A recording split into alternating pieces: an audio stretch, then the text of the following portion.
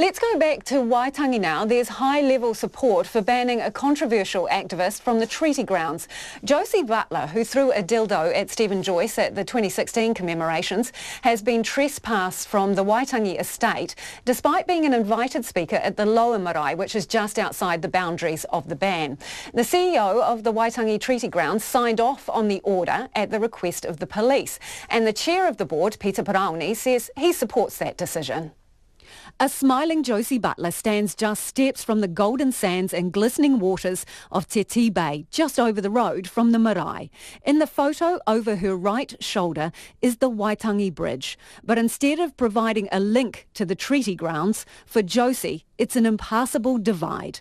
The trespass order she's clutching means crossing it could get her arrested. It still feels like a bit of a kick in the teeth, particularly when other people such as Don Brash and Brian Tamaki are more than welcome to be up there. I am a bit hurt when I'm tangata whenua that I could be trespassed.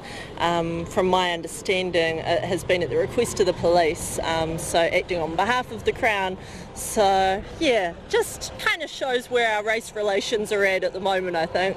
Not even a conversation has been had with me about that, and yeah, I think that's often where things are at. We're not allowed a voice and decisions are often made on behalf of us. In 2016, Josie Butler infamously flung a giant dildo at then Minister Steven Joyce in protest over the TPP trade deal. He literally took it on the chin outside the hotel within the Waitangi estate.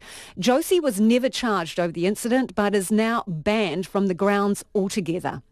The trespass notice handed to her by police was signed off by the Chief Executive of the Waitangi Treaty Grounds, Greg McManus. Here's Peter Parauni, Board Chair for Waitangi Limited. He was requested by the police to do so. And just signed it because the police asked him? Yes. Why? Oh, because apparently there was indication that she would be causing some trouble, and that was the opinion of the police, and so they asked our CEO if he would issue a trespass notice, which he has. What evidence was produced that she was planning trouble this year? I don't know. I haven't got the details on that, but we just have to accept police advice on it, and so we've done that. Yesterday we called Greg McManus, the man who signed off on the trespass order, but after a short conversation with our producer, he hung up. We want to know what information the police gave him before he rubber-stamped the order. Today we couldn't reach him.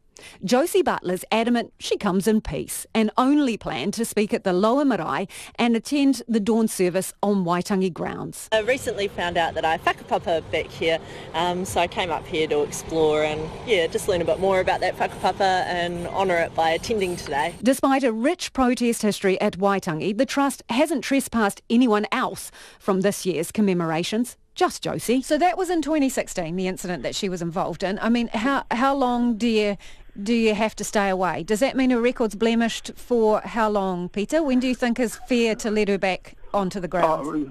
Of course, if it shouldn't be for life, but again, I'm not quite sure, Lisa, just exactly what information the police had in terms of what she may have planned to do. She is Ngāpui and she whakapapas back to the area. She wants to go to the treaty grounds. She feels she's been kept from that. Do you have any sympathy for that view? Well, if she feels that connection with the grounds, I can sympathise with her.